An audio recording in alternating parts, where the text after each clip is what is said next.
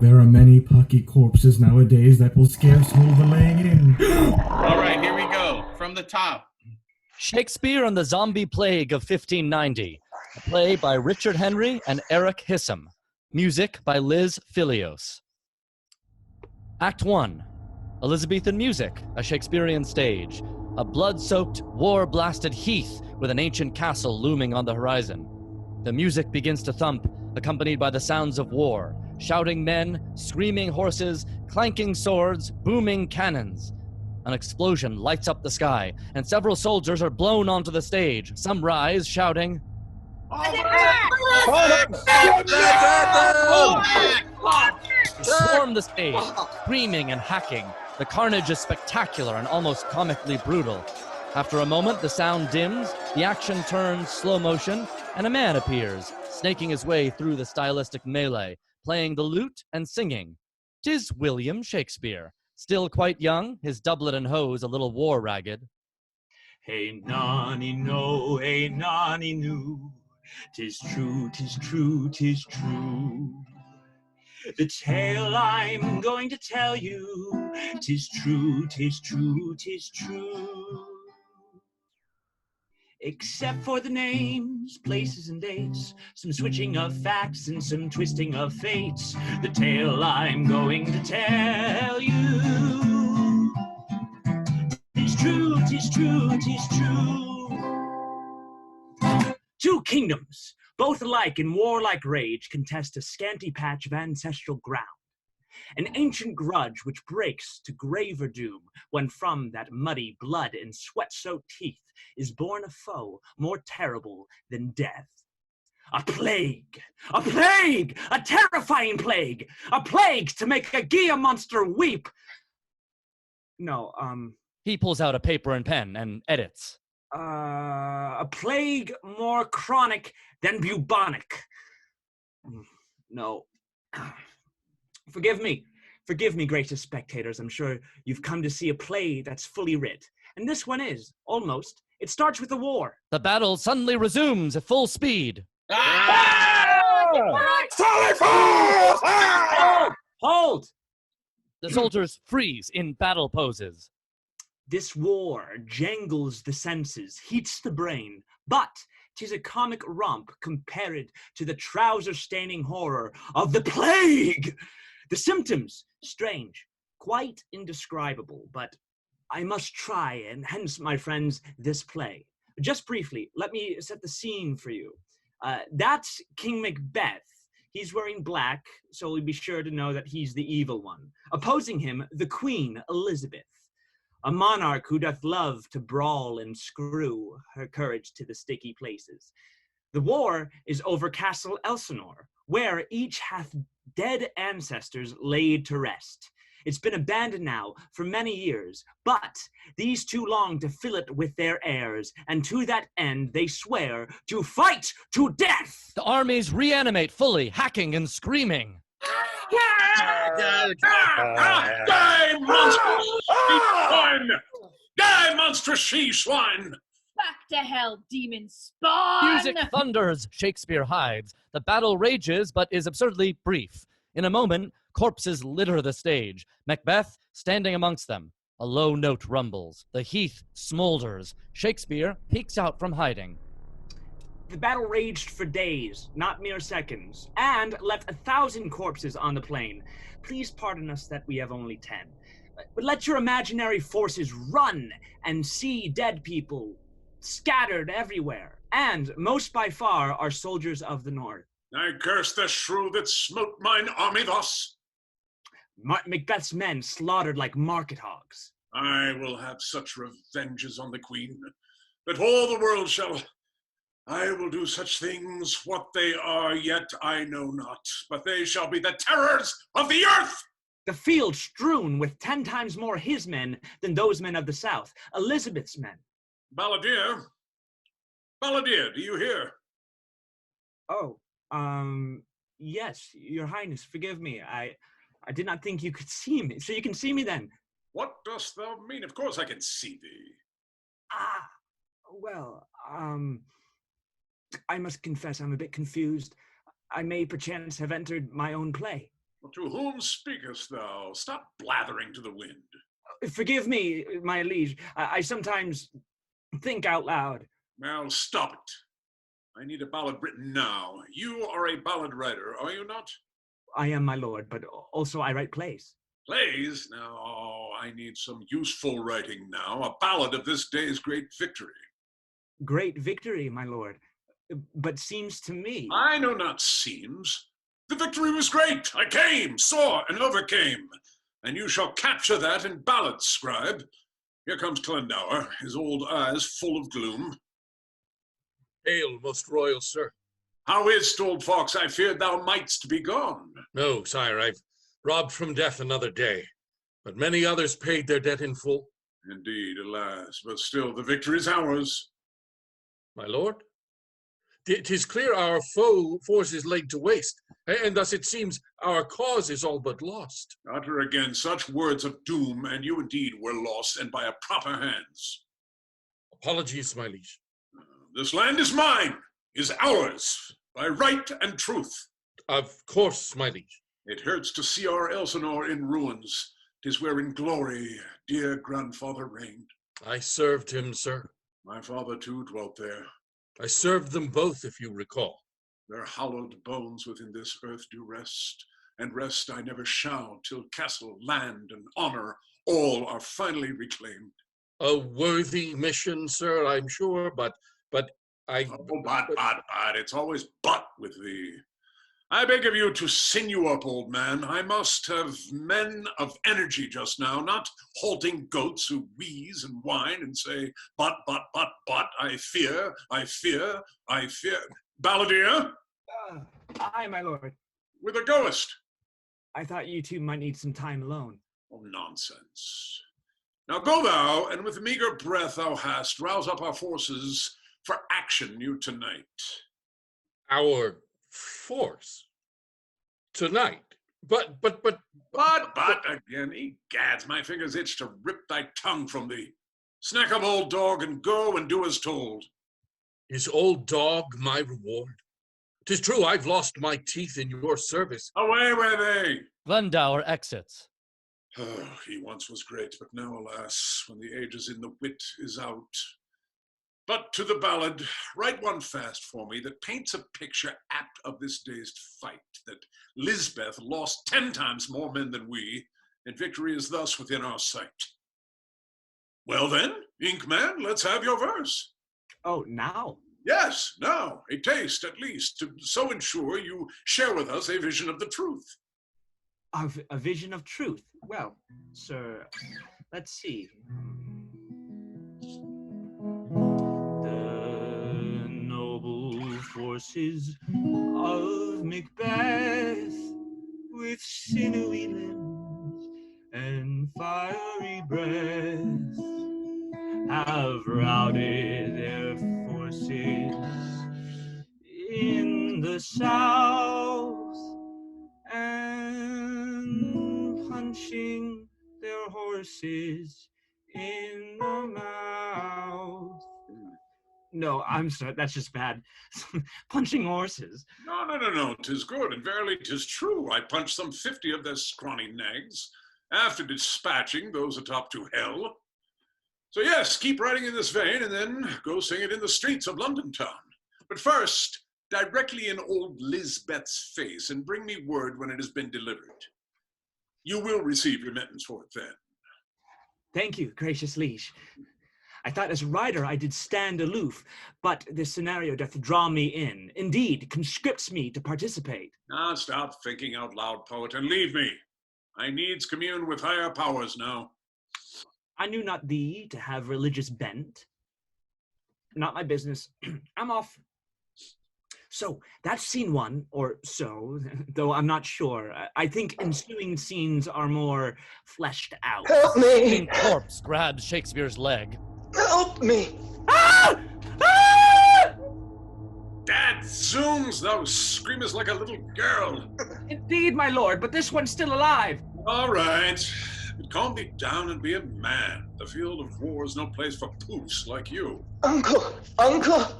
He cries, uncle. Near, good uncle. Malcolm?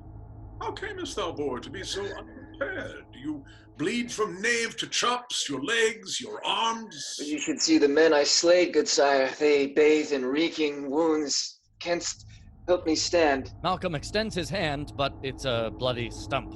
Egads, you've lost your hand. Shakespeare holds up a severed hand he's found. That may be it. I've made this field into a new Golgotha. Hush, boy, he raves.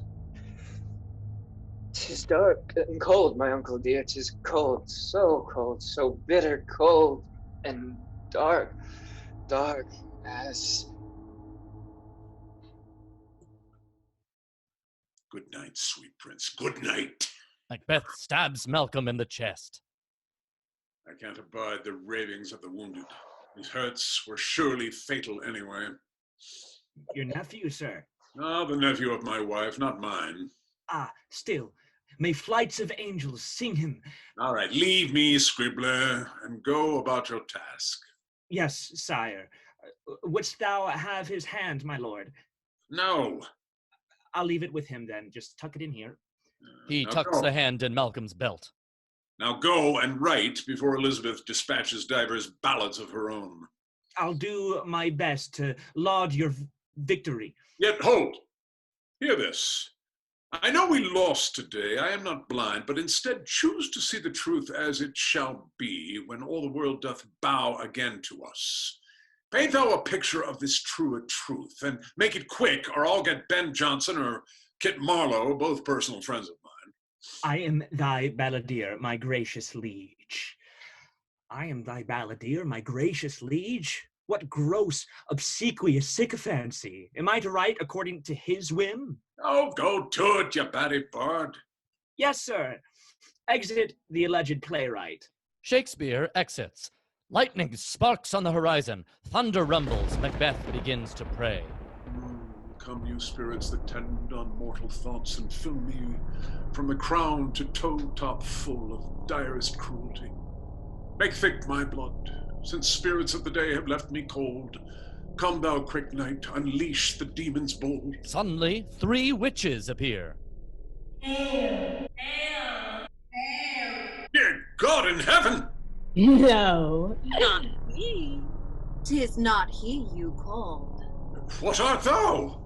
Things without a name. Yet thou knowest well.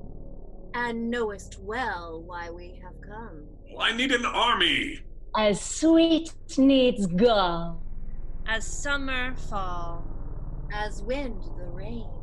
As pleasure pain. What's this, a game? I need an army, now! We heard thee! And thou shalt have it. Before the grass is stewed. Before the cat hath mewed. So then, tonight? Ere morning light, your force shall bite. What force from whence? What means bite? Send an envoy to the queen. And be respectful. Don't be mean. Pretend thee to a talk of peace. And we will soon all hell release. With the moon your force shall rise. And grant the queen dreadful surprise. And what of me and mine? Shall we be safe? Until the forest of Arden come to Ilzenor.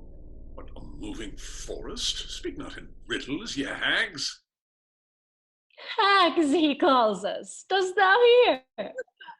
You're no prize yourself, my dear. Well, what means this moving forest? Speak no more. Part not thy lips. Our spell begins with an eclipse. Thunder, lightning, and in strobe light, the witches sing and dance.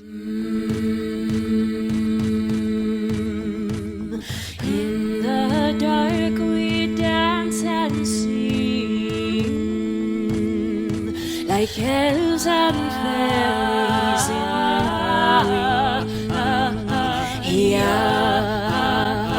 a fearful voice he wakens soon with the rising of the moon.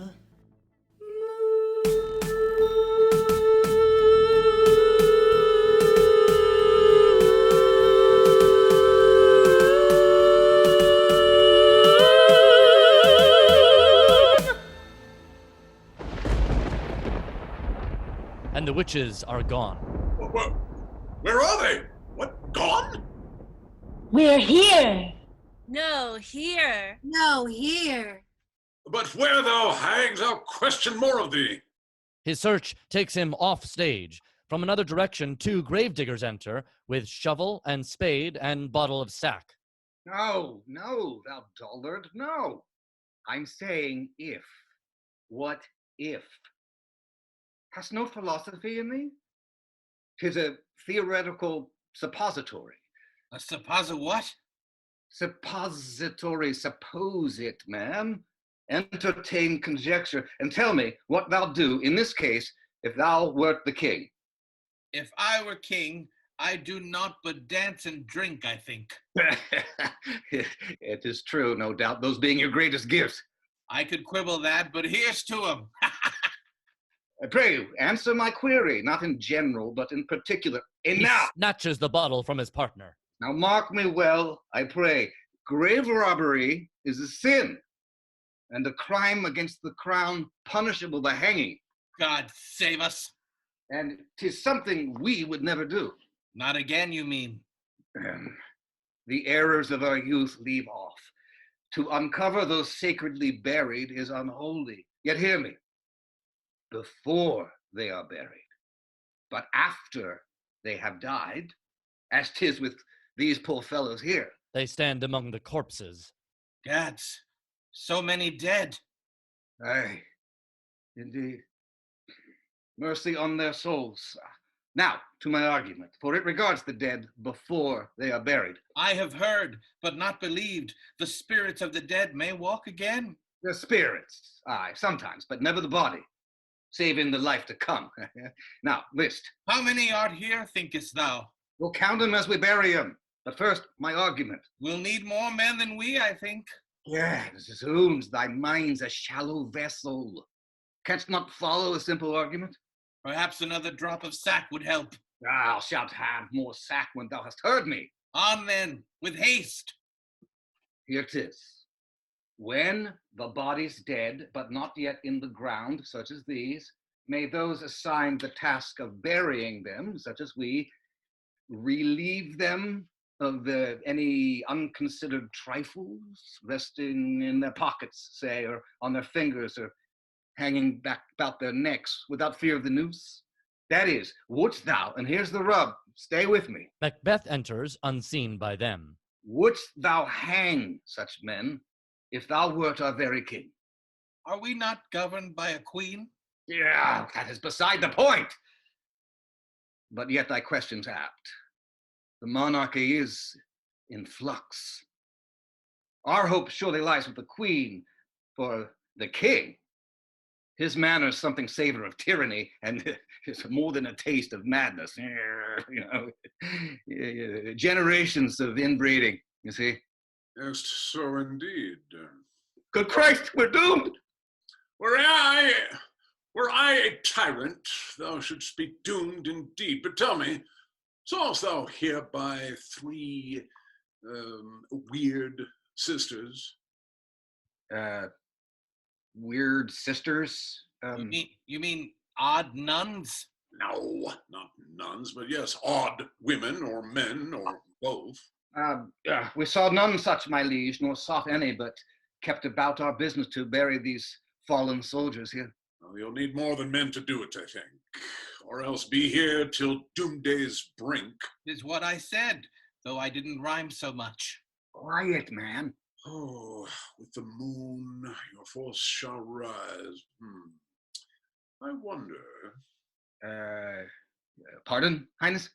Come thou, and we'll conscript for thee a crew. Aye, sir, but begging thy pardon, perhaps we should begin the work ourselves ere darkness descends. Nay, come with me. In morning light, methinks it would be best to send these soldiers to their final rest. Another rhyme. Amazing. They exit. Thunder rumbles and the moon rises. And the witches appear in eerie moonlight. He's crept into the bosom of the sea. Now shines the morning light, its bells to chime. Rise up,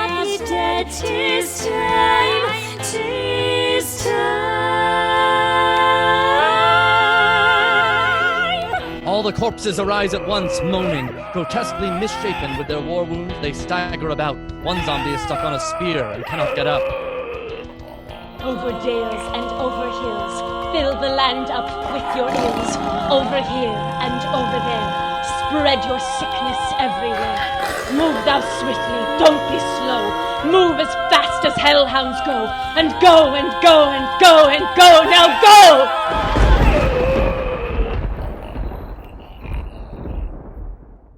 The snarling zombies hurtle from the stage in all directions, leaving the one stuck on the spear writhing and bellowing. Lightning, thunder, blackout. Forgive me, gentles. I was... might we have some light? Lights restore, revealing Shakespeare on an empty stage. Thank you. Sorry, I was so long away. A man may break a word with you, and words are but wind. Best to break wind when far from man. Blow winds and crack your cheeks. Now, what did I miss? Anything important? A mob of terrorized villagers runs across the stage, chased by shrieking zombies.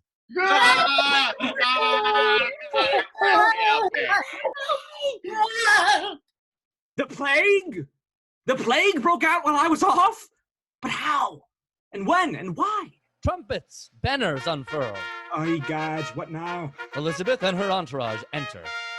Lord of mercy, this play of mine moves on whither it will, whether I will it or no, and now has moved to Elizabeth's battle tent. Imagine it full of soldiers, lords, and ladies. This is Elizabeth's son, Romeo, a brooding youth. Ay me.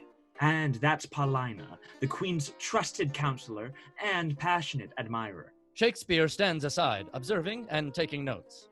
Long live Queen Elizabeth, our beloved victor, gracious triumpher in the eyes of our kingdom. Once again, we claim Castle Elsinore and its sacred land as our own.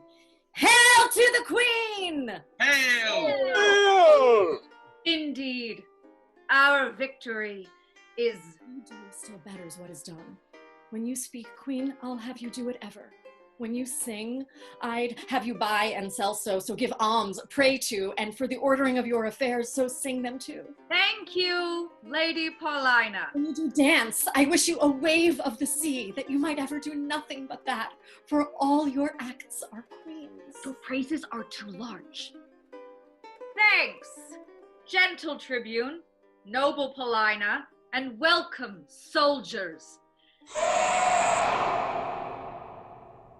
What noise is this? He thinks the rabble carouses to your success and will be heard. All hail! Hail, Queen Elizabeth! Queen Elizabeth! Then hear me, good counselor and gracious peers. 'Twas our royal blood that built the castle Elsinore, and first owned its prized soil, and God has willed that it be ours again. Castle Elsinore! Castle Elsinore! All hail! No longer neglected and in ruins shall it be, but regally rebuilt. And Romeo, my noble son and heir, England's greatest champion, who fought so bravely on this day, shall reign therein, but only after we found for thee an honorable wife. 'Tis about time. Oh, mother, hasty marriage seldom proveth well. In time, I will marry my true love. May it be so, and soon. But now, good lords and ladies, let us adjourn to the festival tent to rejoice in our great victory. The crowd cheers as they exit. Shakespeare lingers. Paulina, a word. Elizabeth pulls Paulina aside. Zounds, woman! What counterwalling do you keep here? You must avail yourself of when to hold thy tongue. Alas, I have showed too much the rashness of a woman. Most loyal highness, forgive a foolish knave. The tender love I bear my queen and my country touches me to my noble heart. I understand, but still. Do not receive affliction at my petition. I beseech you rather, let me be punished. We will hear more of this anon. I am glad at heart. 'Tis well. Now go and join the revelers. Yes, my dear. My liege. Turning to exit, she sees Shakespeare. You there! What business have you with the queen? I come singing songs of victory for my gracious liege. You should only sing of love, fool. Only of love. Another balladeer comes to kill our ears, my lady. William, how now, my heart, is more than just another balladeer, Paulina, but a very promising young playwright. We saw his play, Friar Bungay and the Fairy Queen. Your drivel. No, that play... I marvel that her highness would take delight in such a barren rascal. Begging your pardon, my liege, but that is not my play. It's not, forgive me, I see so many. Which is yours? I wrote Henry VI and Comedy of Errors. Henry VI was a comedy of errors. That's one opinion, but I think, as I now recall, they both showed great potential. Now, let us have a catch, one to make merry. There's a sixpence for you. There's a kestrel of me too, but I pray you, make your catch of love forbidden. I come, my liege, with song written expressly for you. It's not from Paulina, is it? No, my good queen, from King Macbeth. God save us. A ballad he has sent thee, for he cannot without some protest allow his glory to droopeth to dust. Oh, let me hear it. I long.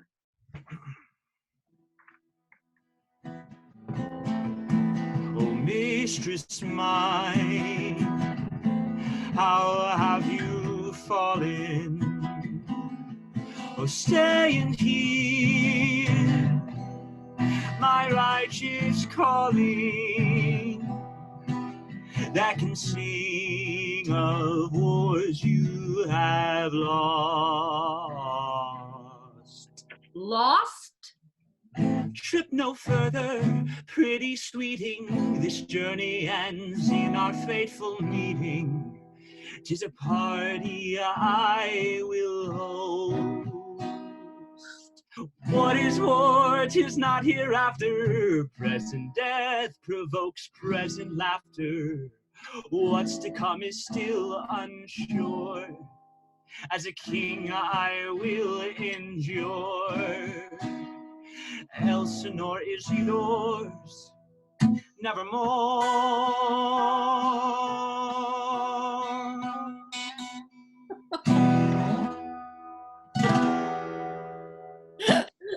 This was lofty. What lunatic ravings are these? Beseech your highness, 'twas commissioned by the king himself. Lord, Lord, how this world is given to lying. Sir, what neutral ground do you stand on? Whom do you serve? My loyalty is to the queen. But you also serve the whims of the tyrant, Macbeth. Well, one must make ends meet. The time has come for you to choose between your pocket and your heart. I am the Queen of England. Two stars keep not their motion in one sphere, nor can one England brook a double reign. Aye, my liege. And your gift is for writing plays, William, plays. The abstract and brief chronicles of our time. Indeed, we charge thee, Master Shakespeare, write thou a rousing play about this late war. Yes, I've been working on such a one, liege, but 'tis hard. Well, war is hard, William. So keep at it, and don't skimp on the blood. Make it as gory as it truly is, and grant the spoils to the true victors. And make me a little younger than I am. I like not these unholy bellows. Something is rotten.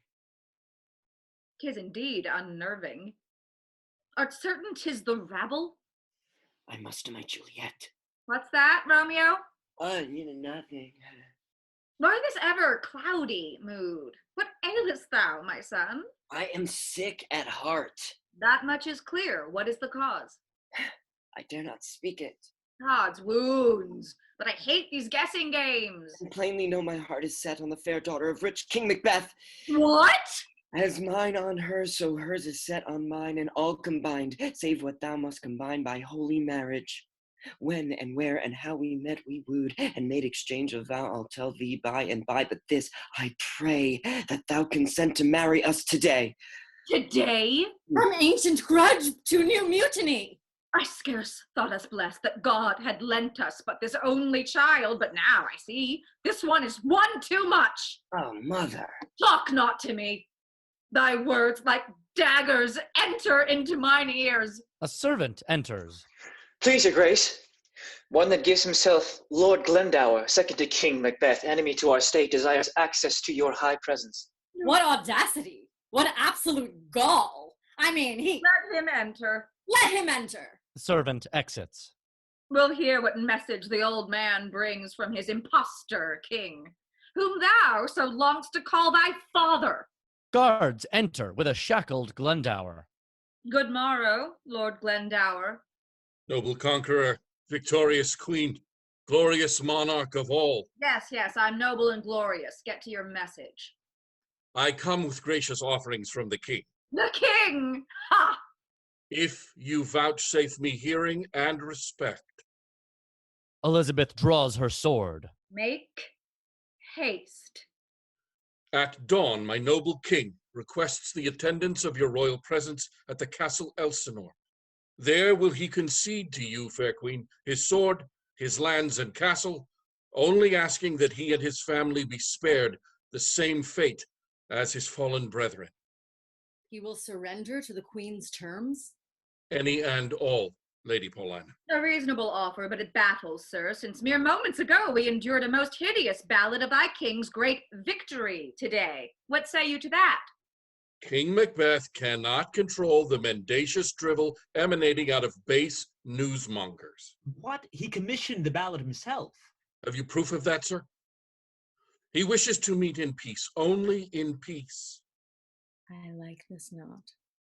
We will embrace him with a queen's arm, that he shall shrink under our courtesy. We meet at Elsinore at dawn. Fare thee well. Away with him! And with the yodeling newsmonger! Guards lead the two men off. But wait, for continuity's sake, I really should stay. No! You've overstayed already. No more ballads for hire, William. Write that new play. I see the trick in it. And do hear in these soft words of Lord Glendower the croaking raven Macbeth bellowing for revenge. One of the guards re-enters and takes his post. And there, these mournful howls do echo in accord, portending something dangerous. Decidedly not the carousing rabble. This so-called surrender is no high deed. There's no trust, no faith, no honesty in men. All perjured, all forsworn, all dissemblers, all wicked, foul, disgusting, putrid, horrid. The lady doth protest too much. We must to Elsinore before the tyrant and fortify it against his worst. Gods, this war never ends and will remain an impediment to my love. Oh, Juliet, thou shalt not stay alone till Holy Church incorporate two in one. I come to thee! Romeo draws his sword and makes to exit, but Elizabeth stops him, grabbing his sword hand. Hold thy desperate hand. Art thou a man? Thy wild acts denote the unreasonable fury of a beast. Let go of me, mother! He gets free of her and raises his sword. We were born to die. Elizabeth draws her sword and easily disarms him. Oh, mother! I hate when you do that. Prithee, wouldst thou have me basely surrender my love without a quarrel? Love. To Juliet. Yesterday 'twas to Rosaline, and ere that, Hermione, and Perdita, and, Mopsa. Aye. And Dorcas. Oh, yes, poor Dorcas. And countless others I have forgot. Yeah, I take your point, but her that I love now, doth grace for grace and love for love allow. Sweet boy, thou art but newly planted in your princely robes, a babe. Be ruled by me. Juliet can never be thine, the daughter of a traitorous king who would have all of us slain. Hear me. I'll find a day to massacre them all. No, never. Juliet! Romeo runs out of the room. Romeo! Wait! Oh, that boy. I'll fetch him back for you, my queen. She runs off. So fair and foul a day I have not seen. Keep watch here, guard. I must into the revels. Aye, my liege. Enjoy. Elizabeth exits. The guard takes off his hat and, surprise, it's Shakespeare. Hey-ho, 'tis I. Did see, I completely fooled the queen, and thus I will regain control of my wayward play, incognito, undetected by anyone. Enter Macbeth. Come, scribe, let's twist this plot back round to me. What the shit? The scene now shifts as swiftly as a breath. Wait. Unto the royal tent of King Macbeth. Trumpets, banners. Enter Lady Macbeth, Juliet, and servant. Yes, fine. We're in the tent of Macbeth's. That's Lady Macbeth and the Princess Juliet. We know. Enough from you. Be gone, and do not think that I have not made note of whose colors you have chosen to wear. Oh, no. No longer have we need of thee, writer. Now go, and come thee never here again. Shakespeare scurries off. Juliet spars with a sword, and Lady Macbeth sits on her throne, weeping, a servant working on her hair. Alack, alas, our nephew Malcolm slain. He died in battle nobly for our cause. I should have been with him to keep him safe. Oh, hush, the field's no place for the princess. Queen Elizabeth fights, and so should I. That is, if I believed in your moronic war. What you believe in changes with the wind. Now, I wonder what delays the Lord Glendower. Oh God, my hair, so snarled, my face, so muddled. Oh, no, madame, have patience. Just let me... No, enough. Matters nothing now. I'd hoped to make a good appearance when I lauded our triumphant troops with praise, but most of them are dead, with our poor Malcolm. Madame, I cannot fix your hair. You must sit still. Oh, thou lingering pickle. I'll unhair thy head and have thee whipped with wire and stewed in brine. Au revoir, madame. I am gone. She hath more hairs than wit, and more faults than hairs. Malcolm. Oh, what? Wilt thou raise him from the dead with tears? Thou shan't so make him live, therefore be done. I'll ne'er be done. How came it thus that we were so humiliated by that cow? That crude and loutish, unbecoming sow. We think she's fair and fierce. You hear your child. Do not, I beg you, make a hero of her, just forsooth to vex and wound your parents. She is a terrible example of a woman, more mannish than good many men I know. And what, pray, harm is that? Oh, do you hear? I hope you don't intend to tread that path, though oft it seems that way you do incline. Wouldst kill you now and then to wear a dress. But here's the rub. She is our enemy, and slaughtered the most of our force today. My lord, please tell me how that came to be, and what about the help we did expect from our allies that we have in France and Spain? Oh, the French are asses and the Spanish worse. To hell, I say, to aid from so-called allies. New schemes have I to implement tomorrow. And tomorrow, and tomorrow. You swore we'd have a victory today. A wedding, too, betimes, in Elsinore, our Juliet, unto our poor dead nephew. What? And from that castle she and he would reign. You wished for me to marry cousin Malcolm. Yes, the match was set. Oh, Malcolm, dear, my gallant, winsome boy, a son-in-law to make a mother proud. You are not my mother, first of all. She was, alas, 3 wives ago for him. And second, I didn't honor love. But marry Malcolm? No, I would not, could not, ever. No. And third, when I do wed, I think it best, you know, it verily shall be to Romeo. What noise is that? A shriek to wake the dead. An owl, methinks it was. Methinks not so. A hellish cry. Oh, an owl. Now listen to me. Thou hast a careful husband, father too, one who, to put from thee this heaviness, hath sorted out a sudden day of joy. Shouts from without. Then enters 2 scruffy soldiers, Bardolph and Pistol, assisting a wounded Glendower. My liege, Lord Glendower's been attacked. Now that viper Elizabeth hath no honor in her. No, my lord. It was not she did this. A monster, sir. A soldier of the dead did leap on me and savagely did bite. What mean you, bite? His wound is here, my lord. A ghastly gash! We found him at the village edge, my liege. And what a horror it was.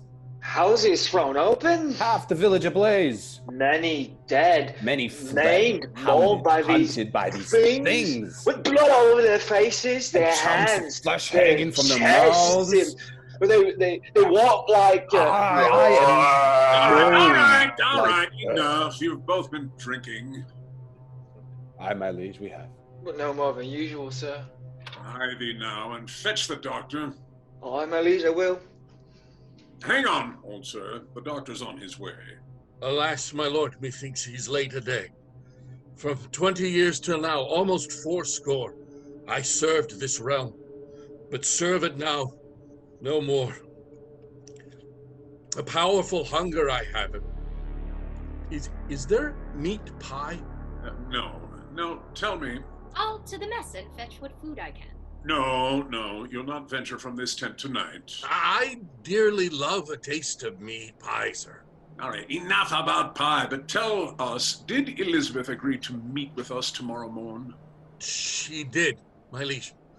A gracious lady, she. Gracious, remember whom thou servest, old man. I do, my lord, and shan't forget that now.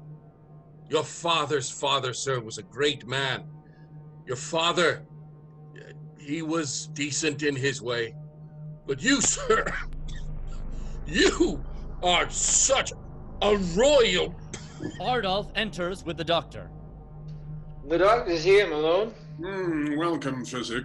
His wound is, well, 'tis not so bad, I think. He'll live, I'm sure, but give us your opinion. Jesu Cristo. Was it a wolf did this? What, no? A lion, bear, or dragon? A monster, sir, he said. A soldier of the dead. Les mortuis. Seems grave, I grant, but surely he will live? This man is dead. Why me? Poor Glendower. I wonder, is it possible to find the creature that assailed this man? Dispatch you two and fetch for us this beast. But about that... Go! As they step toward the door, Glendower awakens with a snarl and leaps on Bardolph, savagely biting him. Off him! Pistol and Macbeth try to intervene, but the zombie Glendower turns on them. He lunges, and Juliet stabs him in the chest, but he quickly revives and lunges again. Others stab him, with the same result. Finally, the doctor shoves a scalpel in the zombie's eye, who then staggers and plummets in a heap. Bardolph, friend, how is it with you? Do not touch him, soldier. We must take care. Methinks this sickness may well be blood-borne. Pistol? Yeah, Pistol. Aye, Bardolph, I'm here. Sounds, but I do starve for meat. I starve. Bardolph twitches and dies. The doctor does a quick examination. He's dead, but may soon rise, not as himself, but such a one as Lord Glendower was. Some dangerous, unholy scourge befalls us. I curse thee, thou equivocating hags. To Elsinore with us for sanctuary. So quickly gather only what we need, and hie we all to horse ere we too bleed. Music! And everybody flees. The lights fade as Shakespeare and gravediggers enter with shovels and lanterns, drunk and in full song. The stage is engulfed in darkness, save for lantern light and intermittent flashes of lightning. A pickaxe and a spade. A spade! Or a shrouding sheet. Oh, a pit of clay for to be made for such a guest as we. Lads, this is the life. Good honest work in God's good earth. No more ballads or plays from me. I renounce them and all things else artistical. All things else are testicles. Oh, we are rare wits, lads. Rare wits indeed. But, wait, tell me, is not this the heath near Castle Elsinore? Aye, indeed. The late battlefield. Where are the corpses? What? Gone? No! God save us. There's mischief afoot. Aye, mischief. We've been robbed. Art certain 'tis the place? Stone cold certain, sir. 'Twas here we stood among the dead. With creepy King Macbeth. With Macbeth? Aye, and 'twas passing strange. He was distract in frantic search for those he called weird sisters. Weird sisters? Taking out pen and paper. Oh, that's good. Good? No, I think not good. No, of course. Writing as he speaks. They're likely evil and perchance connected to the disappearing corpses. I meant good for my play. My muse has risen from the dead. A savage clamor. Who's there? Nay, answer me. Stand and unfold yourself. 'Tis gone, and will not answer. Let us avoid. It would be spoke to. Thou art a scholar. Speak to it. What art thou that usurpst this time of night? By heaven, I charge thee, speak! Another scream. It is offended. Shall we fly? Yay! Yes! An even louder scream. No, but soft. Behold, lo, where it comes again. Shall I strike it with my shovel? Do it, if it will not stand. Terrified, Gravedigger 2 tosses the shovel to Shakespeare. Another loud scream. Ah, 'tis here! Another scream. 'Tis there. 'Tis gone. Thunder and lightning illuminate the stage, revealing the dead soldier impaled on the spear. The body is on its knees, with the spear going right through its chest. It is a soldier of the King's Guard. Rest his soul. Alas, only the one. Howe'er the business goes, we must to our task as appointed by the king and bury this poor knight. As Gravedigger 1 reaches for the spear, the beast lets out a horrible bellow and thrashes about. The heavens forbid! How does it live? What unnatural beast is this? It is a cursed thing! Thunder and lightning. In the ruckus, their lanterns are knocked over, leaving them in total darkness. Ah! Kill it! Thunder, lightning. Shakespeare picks up a shovel. The zombie screams and reaches out for them. Blackout. Thunder, lightning. Shakespeare has plunged the shovel into the zombie's neck. Blackout. Thunder, lightning. Shakespeare pops the zombie's head clean off its shoulders. They are all breathing heavy. Shakespeare lights his pipe. A hit, a very palpable hit. The gravediggers pass the flask and light lanterns. Before my God, I might not disbelieve without the sensible and true avouch of mine own eyes. Aye, indeed. Now will I believe in unicorns. There's more in heaven and earth than philosophers can dream up. Verily, sir, 'tis true. Drink? Much thanks. Gentlemen, I did not catch your names. We don't have them. Only numbers. What? Gravedigger 1. Gravedigger 2. Well, that's just lazy writing. A swelling rumble begins to rattle the stage. What noise is that? Dost hear? Lightning illuminates the horizon. An army approaches from the foul womb of night. Where? Here, far below yon hill, their armor bears the royal crest of the Macbeth clan. How can it be so? They utter the same deathly bellows as that creeping venom thing we have just slain. They were all dead, but now they charge and screech and... Oh, gods, let us avoid! Aye! Fly, lords, fly! The rumbling and howling of the zombie horde is deafening. The men run upstage screaming. Shakespeare trips and falls. Zombies rush the stage from all directions. They tackle Shakespeare to the ground. Blackout. A moment later, a spot reveals Shakespeare alone on a bare stage. Do not despair, I did not die, with a winsome heart and a winking eye. That last part I needs must rewrite, this tale of horror, despair, and blight. We see our leads and a few guards running in a strobe light upstage.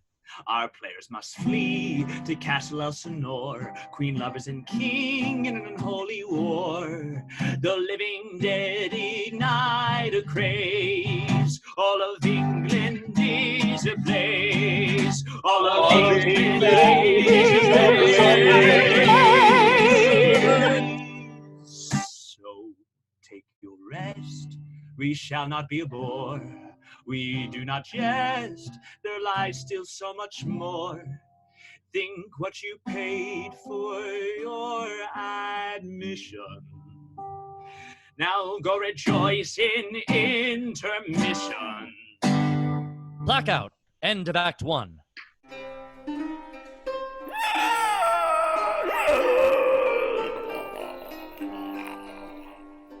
Act 2.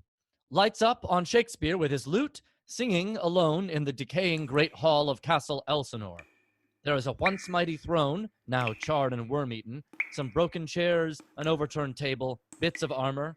Flickering firelight bleeds through the tall, broken windows. Zombie screams echo. Welcome, foolish mortals, take your seats. Silence all noise makers, unwrap your sweets. I hope you had a drink and something more. Prepare yourself to witness unrelenting gore. The players flee for their lives toward the castle. Our players now arrive at Castle Elsinore. They really must survive, or England is no more. Surrounded on all sides, they dally with defeat. The undead will ne'er retreat. The undead will ne'er retreat. They all clash, center stage. Elizabeth and Macbeth connecting swords, just missing Shakespeare as he ducks down. Poisonous bunchback toad! I want to boil the plague sore. You're as a candle, the better burnt out. Peace, ye fat guts. I love thee. I love thee! Elizabeth and Macbeth swing their swords and strike. Hold! The action freezes. Please excuse me while I summarize. The queen grows mad, the king is bad. No surprise. Some dismal curse has left us in despair. It must be lifted. Join our dark nightmare. Twas a little heavy-handed, that last verse. I will betimes amend it. If I live, there's threat without and also here within, for these two here have brought the war indoors. The ensemble reanimates. Yet, hold! The action freezes again. Unruly creatures, might I quickly set the scene? A horde of hungry dead do claw the gates, while meager troops attempt a barricade. But, alas, one of the fiends breaks through. Now go! A snarling zombie charges in. Ad-libbing as soldiers enter. Malcolm! It's Malcolm! Everybody stops. The zombie Malcolm turns to Lady Macbeth.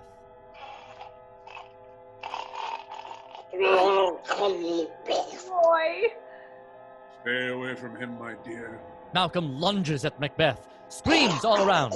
Macbeth, Lady Macbeth, and Malcolm tumble to the ground. The soldiers intervene, and one is bitten.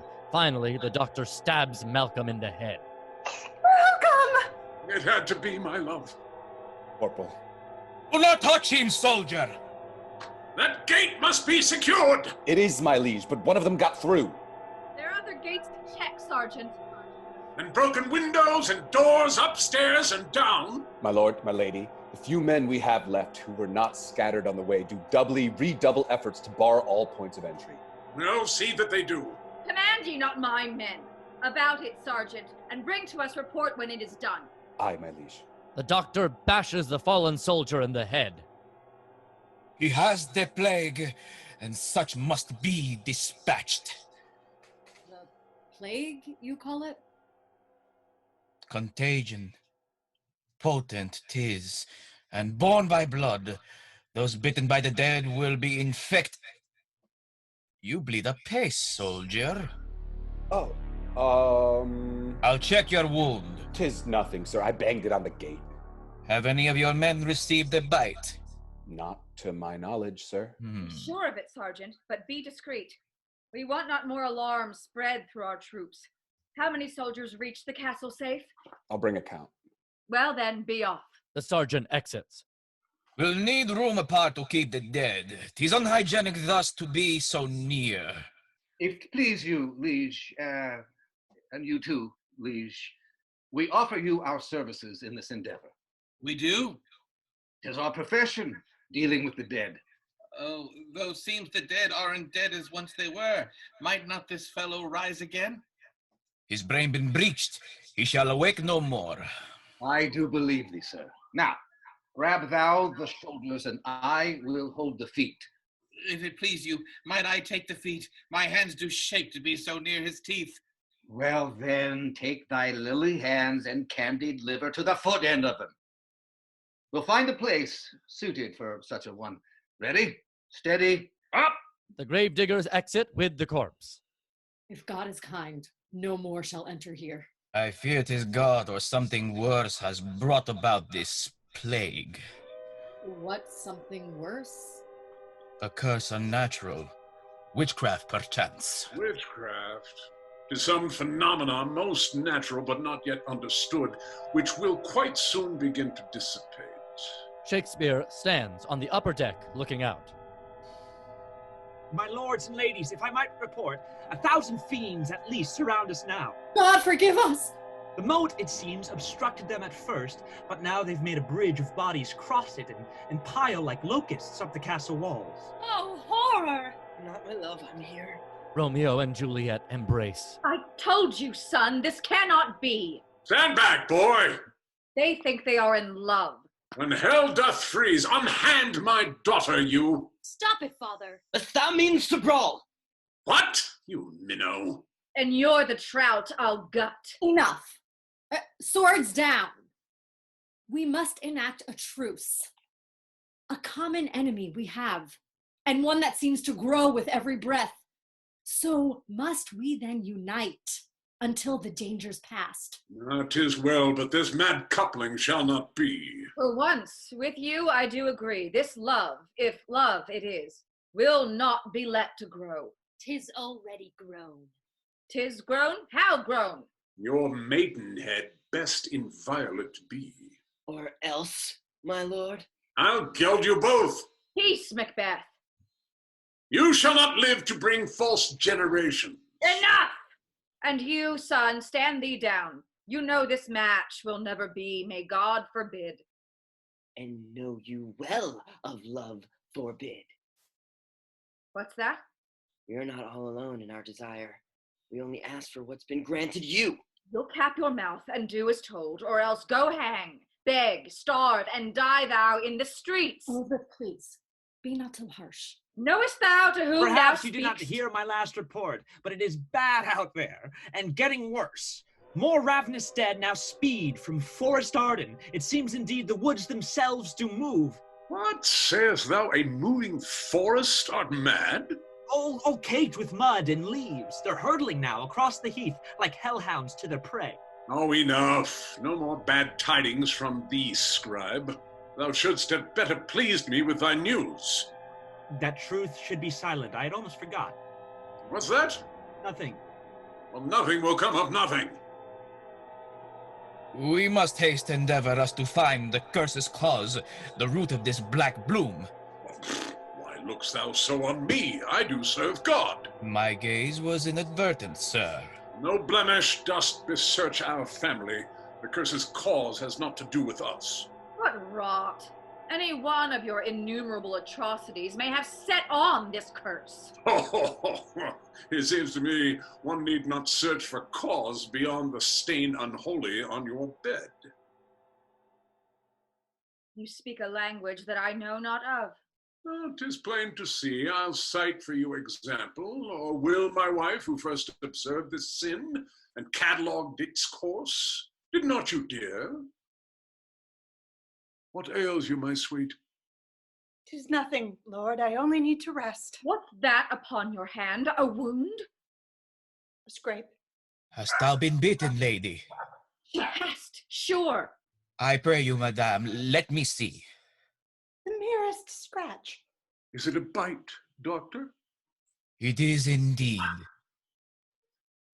Then do your duty, doctor. No, wait, no. Stand back, Paulina, and Romeo, you too. One drop of her infected blood dooms us.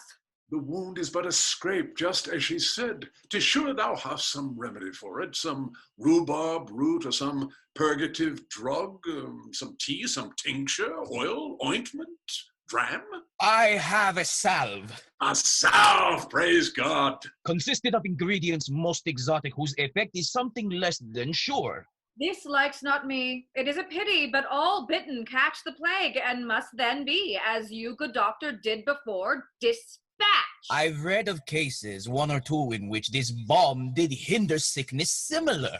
Have pity, mother. We must let him try. All right, but she, by God, will be restrained. Elizabeth fetches shackles, which hang on the wall, as the doctor begins applying the salve. Dear God, that's cold. Forgive me, ma'am. 'Twill warm enough betimes. The sun and all the blazing stars could not warm me now. Hush, love. The King of England had a wife. Where is she now? Prithee, doctor, secure her in these chains. Mother! When once the wound's been dressed. 'Tis just and right. She must restrain it be until we know that she is not a threat. And shall not be. This salve will heal her wound. He gently secures her in the chains. The chains are only temporary, dear. Remember when you chained me to the bed and we... Hush, sweet. She's warm. She has a fever, yes. I'm hungry. Bloody ravenous!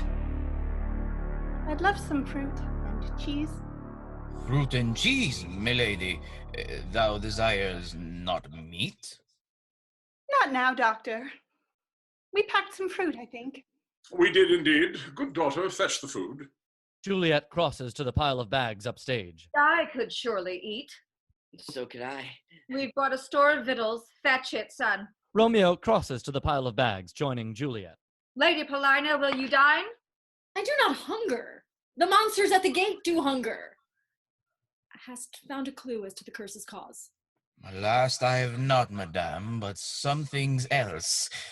The fiends behave as some herein described, those called by the West Indians the Yambes.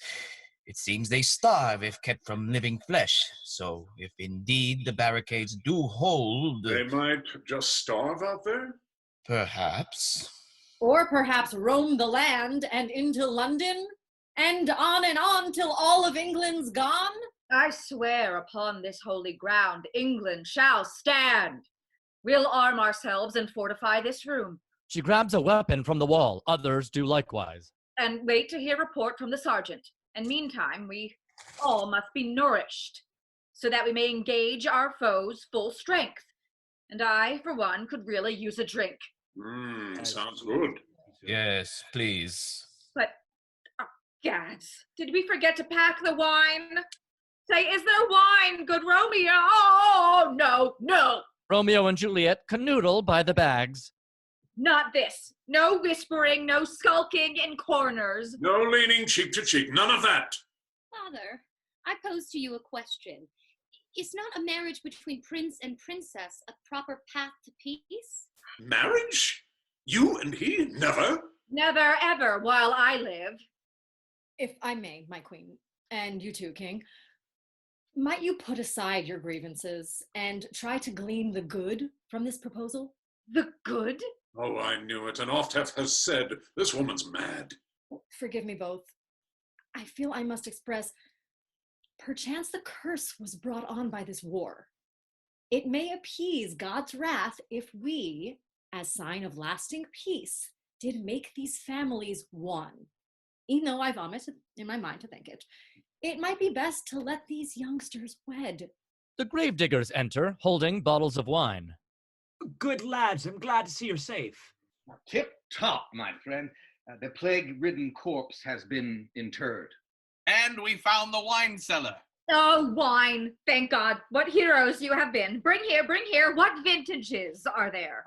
Dear mother, ere you drown yourself in wine. Drown myself? Well, let's have a bottle over here.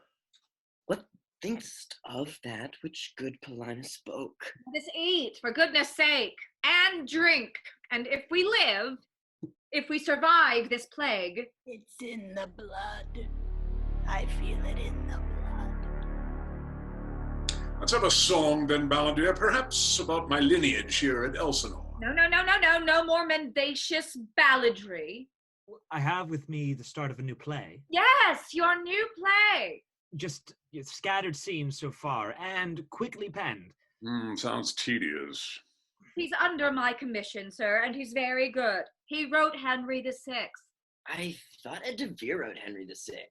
I thought 'twas Francis Bacon. There are several plays about Henry VI. One play about that poof is one too much. This play is inspired in part, my lord, by you. Well, that sounds interesting. King Fillmore and the Witches of Scythia. Let's hear it. Kings and witches. No witches. Continue, good William, please. Mother, a tale of witches? Tonight? Hast thou not perhaps a romance? Aye, a tale of true love, tragically forbidden. Indeed, the seeds of such a play are sprouting in my mind, but not except these pages have I now. 'Tis well, and we will hear it. I'll need someone to play the king. C'est moi! You, friend, would you take it on? Oh, it would be an honor, sir. We'll also need some witches. Take your pick, 'tis a bloody covenant here. You, friend, might you take on a witch? Oh no, not I. Witches do terrify me. The sight of one would freeze my spleen. If thou be the witch, thou need not see the witch. Words to live by. Yes, I see. I will be the witch. Witch number 1. Number 1? A step up. I've ever been a number 2. And see, this sash shall be my shawl. He pulls a sash from the ruins of armor, while Gravedigger 1 plucks up a battered crown. That bloody sergeant should be back by now. I'll go investigate. And I'll go with you. No, neither. I will go. And perhaps the doctor? No! For safety's sake, we'll all stay here together. If soon we do not hear about the barricades, we'll venture forth together, fully armed. But we must eat and drink, and whilst we do, we'll be heartened and inspired by this play. These children here will play the parts remain. Mother. Oh, you love it. He's quite an actor, truth be told. Pray you, William, please begin. Yes, your highness. Shakespeare hands Romeo and Juliet pages. Witches 2 and 3, thank you. All right, let's see. We start upon a misty moor at dusk, in a patch of crooked trees, a milky moon glowering dimly through the gnarled branches. Unseen by all, the witches hover on the upper deck. The raven cries. Oh, good. A hooded figure appears. That's you, seemingly floating on air. And then you speak your first line. When shall we 3 meet again? Ooh, terrifying. Truly, I scarcely held my urine. Enough. A bit more witchy, perhaps. Yes. When shall we 3? No. When shall we 3? When shall we 3 meet again? In thunder, lightning, or in rain? Wonderful, lad. But that wasn't me. And now the other 2 witches answer. When the hurly-burly's done. Yes, good. When the battle's lost and won. Excellent witches, Romeo and Juliet. Out of my... Thunder, lightning, and enter the king. Crowned Gravedigger 1 strides on with hammy gusto. How now, weird sisters? Hail! Hail! Hail! Most are now puzzling over the disembodied voices. Our country sits upon the brink of doom, usurped by a hideous harpy queen. The better angels hear my prayers no more, so come I then to thee, thou instruments of darkness. I need an army. What's this? I need an army to scour hence our cursed foes from off this sacred ground. Stop this. Stop the play. Wherefore? What mean you by this ugly pointed screed, you slanderous over-clever, ink-smudged knave? Oh, whoa, whoa, whoa! Let it go. If we survive this, thou shalt hang, Sirrah. A distant rumbling slowly rises. By the pricking of our thumbs, something wicked this way comes. There is a commotion in the hall. The bloody sergeant staggers in, panting and covered with blood, as the rumbling in the hall increases. What bloody man is this? Who's the sergeant? Forgive me, my queen. Hell hath broken open the jails and let out the prisoners. A zombie horde bursts in, attacking the sergeant first, ripping his arm off while it still grips a sword. Fight or die! Doctor, unlock these chains! The doctor frantically frees Lady Macbeth, while Shakespeare grabs the sword from the sergeant's severed arm and, with surprising skill, kills several zombies. Meanwhile, Gravedigger 2 is bitten. Ah! Lord, save me! No! Gravedigger 1 shoves the zombie off his friend, and Elizabeth quickly kills it. The Gravediggers scurry away into the darkness of the castle. Juliet has fled too. Juliet! Where is my Juliet? Juliet! We must flee! This way! Yes, my love! Come, wife, good doctor, follow me! Macbeth, Lady Macbeth, and Doctor flee the scene, while Shakespeare, Elizabeth, Paulina, and Romeo flee in another direction, with zombies giving chase. A brief moment, then shards of light cut through, and the Gravediggers enter above with a lantern, lost and disoriented. This way. Come, friend, come. Gadzoons, no, this way. We must fly. I cannot fly, nor walk another step. I faint for lack of blood. We must bind that wound. He rips a strip of his shirt. I'll stop the blood with this. Here, let me see. No, thou must not touch me. I shall do it. Of course. The plague now grips my heart. Thou must leave me for safety's sake. No, friend. I shan't leave you. The doctor's salve will stave off this plague, but this way or that way? Confusion now has made his masterpiece. Dear God, direct our paths. This way. Come! They exit as Juliet enters elsewhere with a lantern. Oh, Romeo, Romeo, where art thou, Romeo? Father? Anyone? She wanders into the darkness. Elsewhere, Shakespeare, Elizabeth, Paulina, and Romeo have found a place to hide.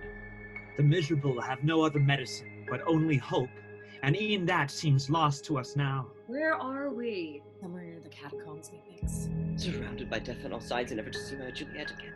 Our duty to the crown dictates we must survive, son, and restore peace and order to the kingdom. What peace is peace if Juliet is not by? Juliet! Prithee, Prince, we should mind the volume of our voices. I am fortune's fool! Romeo runs off. Romeo! After him. I am duty bound to protect you, my queen. Return him to me. I charge thee, begone! Paulina nods, instinctively leaning in for a farewell hug, but the queen puts her hand up. Paulina exits. Oh, God, I have an ill-divining soul. Let us from this place, my queen. A pair of zombies lunge in on them, but with a burst of heroic prowess, Shakespeare dispatches them both. Well done, William. Thou hast saved my life. Though I've never granted knighthood unto a mere writer, you've done me extraordinary service. And since it seems our revels here may soon be ended, please kneel. He does so, and she wields her sword ceremoniously. I charge thee, if we live, to write plays and only and evermore in service of thy muse and no one else. And so, in God's good name and by order of thy queen and one true sovereign, I dub thee Sir William. A screeching zombie charges in. Elizabeth spins and stabs it in the head. They found us! Let us fly! She runs off, and Shakespeare turns to us. Damn it! So close. Almost knighted. The first in my family. I was almost Sir William.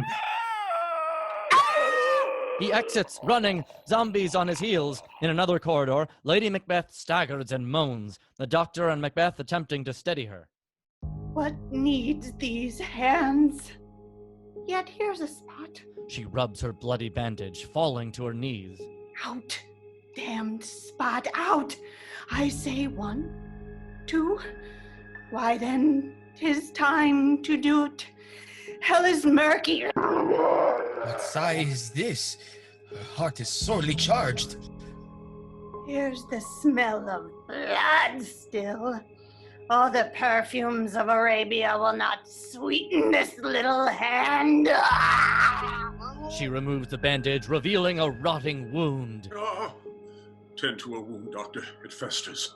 More needs she the divine than the physician. There are many pocky corpses nowadays that will scarce hold the laying in. Peace, my dread mistress. The witches appear above, surveying the scene. The queen, the sweetest, dearest creatures dead, and vengeance for it not dropped down yet. The higher powers forbid. I say she's dead. I swear it. Oh, thou tyrant, do not repent thy part in this, for thy sins are heavier than all thy woes can stir. Go on, go on. No. Speak too much. I have deserved all tongues to talk their bitterest. Lady M, now fully turned, shrieks and attacks Macbeth. He thrusts his dagger through her skull, then gently lays her down and eases out the dagger. Alas! Alas! Oh, good doctor, do not weep. My grief all lies within, and these external manners of lament are merely shadows to the unseen grief that swells with silence in my tortured soul. Macbeth kills the doctor. And so farewell to the little good you bear me. He exits. From above, we hear a zombie growl and see Gravedigger 1 holding a lantern and leading a zombified Gravedigger 2 by a leash with his face encased in a makeshift muzzle. Gravedigger 1 sits drinking from a flask while Gravedigger 2 attempts to eat his brain in vain. Oh. Nay, 'twill be an hour ere I have done weeping. Give sorrow words. The grief that does not speak knits up the o'erwrought heart and bids it break. Gravedigger 2 softly gnaws at Gravedigger 1's head. Praising what is lost makes the remembrance dear, while I think on thee, dear friend. All losses are restored and sorrows end. Most friendship is feigning, most loving mere folly. Then hey-ho, the holly, this life is most jolly. Gravedigger 1 cradles Gravedigger 2's head in his hands. Gravedigger 2 continues trying to eat him. I would not wish any companion in the world but you. And while your smell is now and has always been repugnant to me, wise men never sit and wail their losses, but cheerily seek how to redress their harms. I will avenge you, my dear friend. Gravedigger 2 lets out a muffled zombie roar, which attracts a nearby zombie who enters screaming. Gravedigger 1 ducks under Gravedigger 2's cloak, which confuses the invading zombie. The two zombies sniff each other for a moment, and the invading zombie runs off. The robbed that smiles steals something from the thief. Come, old friend, we must to the queen. The gravediggers exit as Juliet rushes on above and Romeo below, unseen by one another, both out of breath and trying to hide from pursuing zombies. Never so weary, never so in woe. Shall e'er again I see my Romeo? But soft, what light on yonder ledge doth beam? It is my love, or else I too but dream. Romeo! Juliet! From whence this howl? Methinks 'twas down this hall. Come then, my sweet, and climb thou up this wall. Ah, with love's light wings will I ascend to thee. He slips and falls. Oh, these castle walls are high and slippery. Haste thee, love, the hellish fiends do come. Several zombies careen onto the stage. Oh, horror, horror! Romeo fights off the zombies as he speaks. There lies more peril in thine eye, than 20 of these ghouls. Thou look but sweet, and I am armed against their enmity. He climbs up, kicking zombies as he goes. I am no pilot, yet wert thou as far, kickba! Oh, as that vast shore washed with the farthest sea, as I should adventure for such merchandise. He's made it to the top. My love! Did thou just call me merchandise? Did I? I think thou didst. 'Twas poetry, my love. Of course, but... A seafaring theme, a merchant marine after precious goods. Think no more of it. Thou art safe. They kiss again, while zombies moan below, clumsily trying to climb up to them. My love for thee is as boundless as the sea. Aye, there's the theme. Is as deep. How deep? As the Bay of Portugal. It cannot be sounded.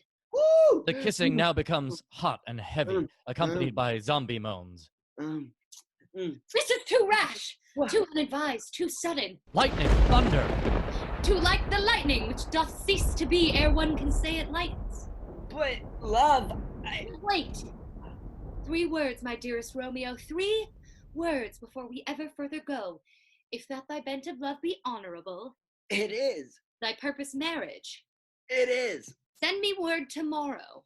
Tomorrow? By one that I'll procure to come to thee. Who? Where and what time we shall perform the rite, and then we may enjoy the fruits of marriage.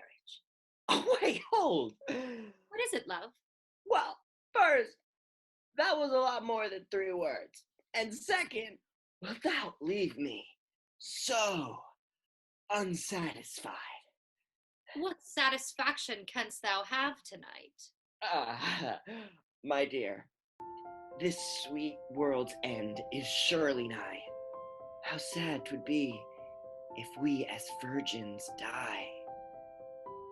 Art thou saying we should here, now, on these dank and dirty stones, with the undead moaning all around us? Well, You filthy boy! She grabs him and kisses him. Just as they start ripping at their clothes, several zombies hurtle into the room. They both fight fiercely, working as a team, quickly dispatching the zombies, but Juliet's been bitten. Oh, Romeo, I am bitten. Oh, no. I die. No, my love, scratch it is. 'Tis nothing. Let us to the doctor. All will be well. Romeo helps Juliet off. Macbeth stumbles in another way. Oh, my offense is rank, it smells to heaven. It hath a primal witch's curse upon't. I beg ye, ministers of grace, forgive me my foul deed. The witches appear. So sorry, sire.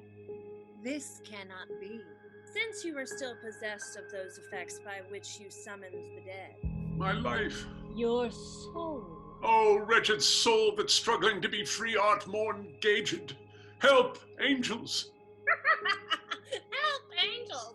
Oh, ye gods, how full of scorpions is my mind!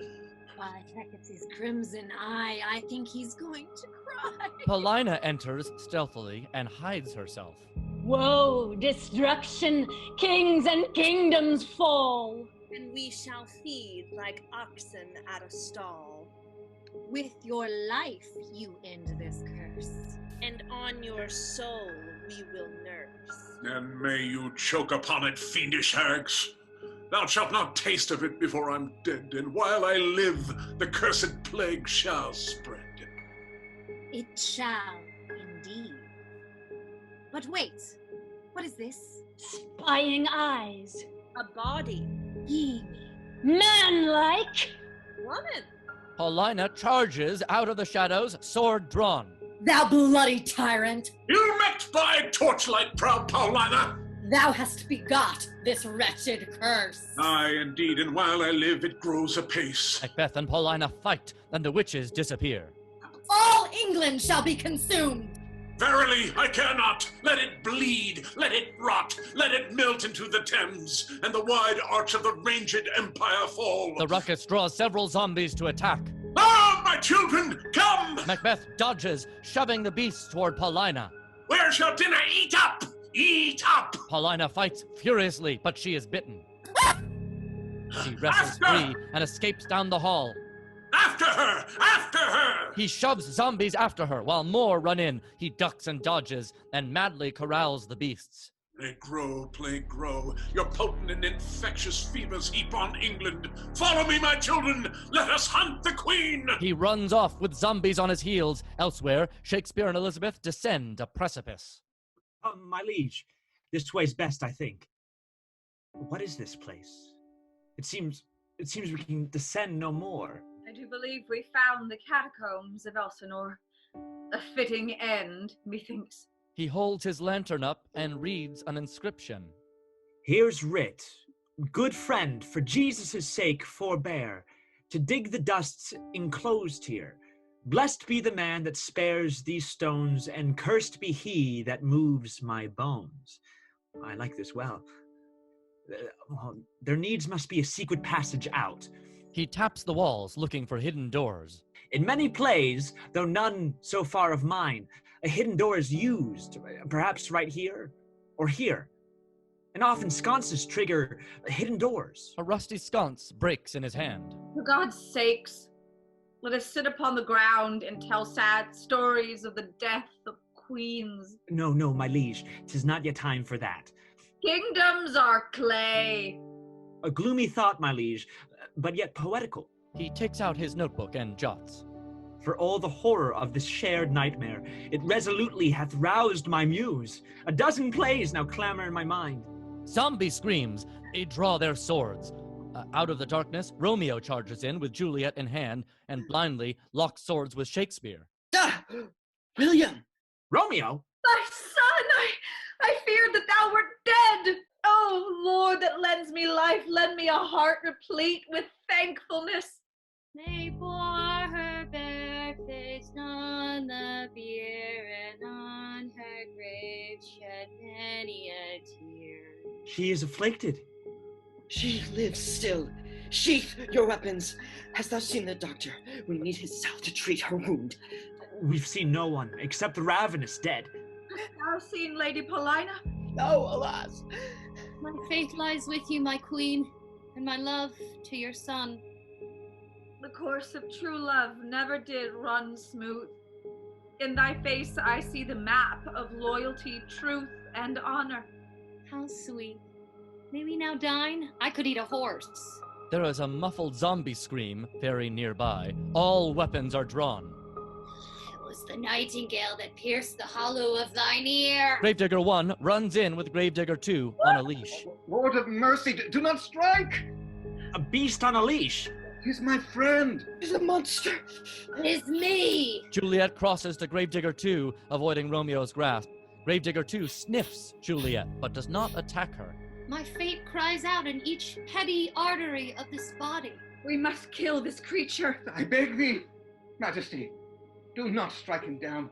When we were besieged by many of these same creatures, I did but hide beneath his cloak. This trickery did confuse the foul beasts and led them astray of my scent, and thus I live. A tactical advantage. Gravedigger 2 gnaws on Gravedigger 1's head. Oh, yes. With his mouth made secure, he is as harmless in death as he was in life. The king! The king's to blame! Paulina! Paulina runs in, out of breath. My darling, thank God you are alive! Careful, my He queen. tries to embrace her. Get careful, my queen. I have been bitten. Oh, God, no. Oh, no. Well, listen, ladies. I overheard Macbeth reveal the truth of this unholy plague. A witch's curse, which he did conjure! I knew it! To end this plight, they require his soul. His death is the cure. I have no words. My voice is in my sword.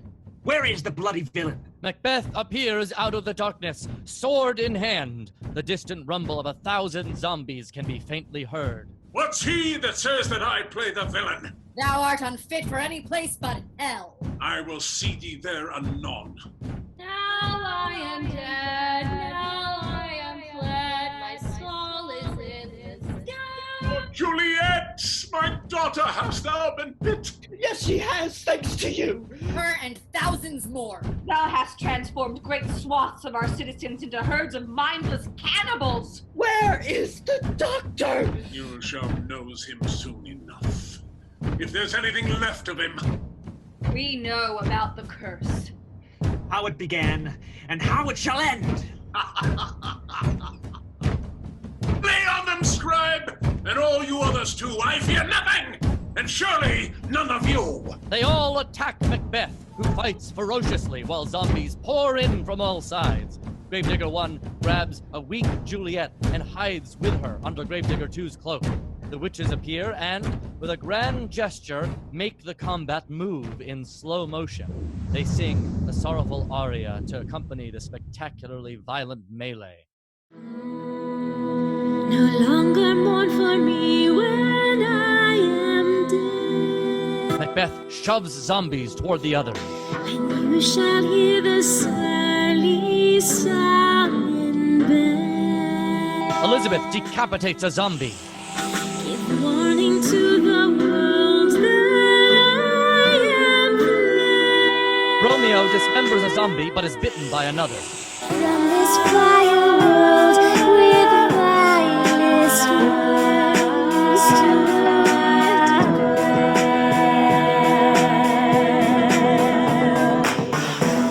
Juliet pops out from under Gravedigger 2's cloak and slays a zombie, then quickly ducks back under the cloak.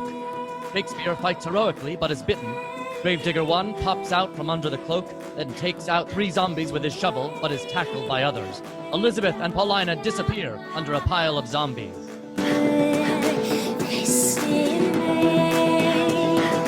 when I perhaps compounded out betray. Not so much as my poor neighbor's hands, but plenty loving with my life to pay. Lest the wide world should begin to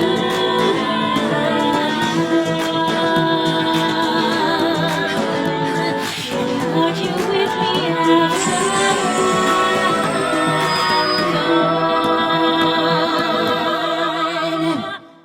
Everyone but Macbeth is bitten, and all seems lost. But Shakespeare leaps up and buries his sword in Macbeth's chest. A stunned moment. Then the moaning zombies turn as one, focusing their hunger on Macbeth. Do it, call out! If not to heaven, then hand to hand in hell! The zombies drag Macbeth, kicking and screaming, upstage and tear him limb from limb. And instantly, Macbeth appears above in the clutches of the witches. We'll have thee as our rarer monsters are. Painted upon a pole and underwrit.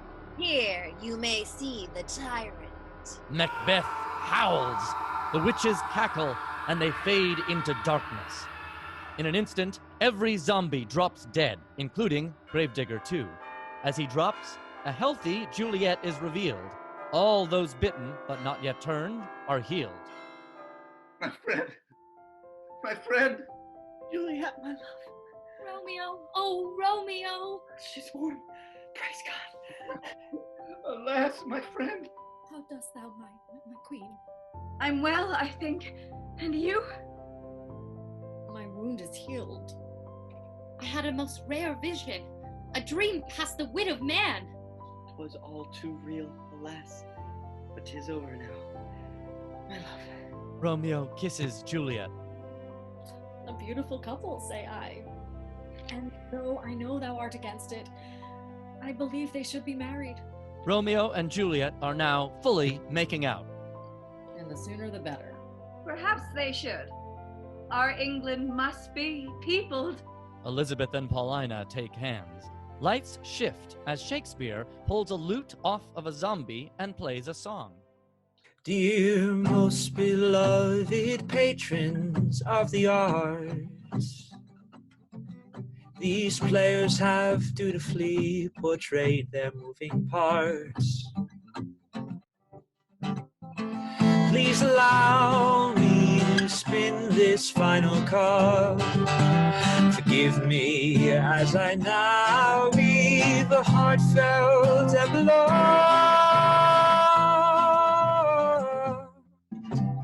Shakespeare strolls over to the gravediggers in tableau. As friendship goes, theirs was a loving side, providing us with laughs and epic fights. Do not despair, these clowns you may yet enjoy. I've put them in a play called Hamlet. They remain in my employ.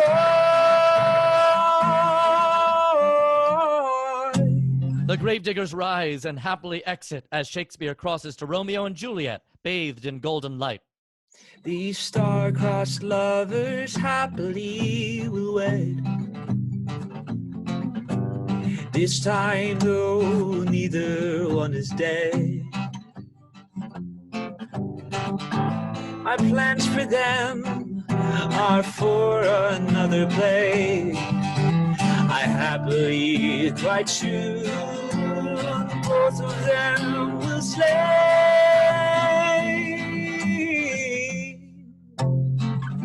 Romeo and Juliet shoot Shakespeare a look and walk off as he crosses to Elizabeth and Paulina. These royal two I've yet to fully explore. Their plots have left me wanting something more. They've gotten rather close, I needs must say. I want their ends to come to something rather gay.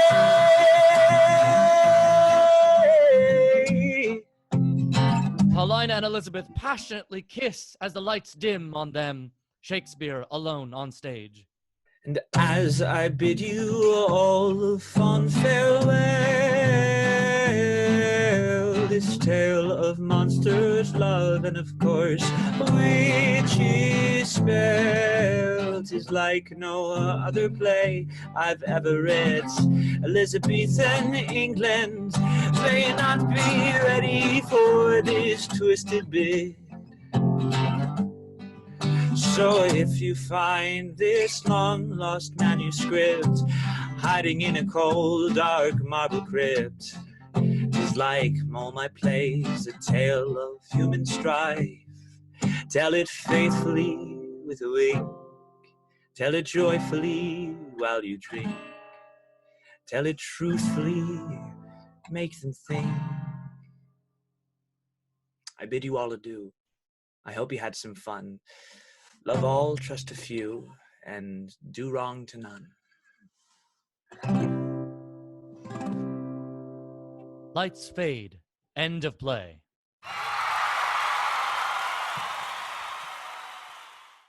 A fearful voice he wakens soon with the rising of the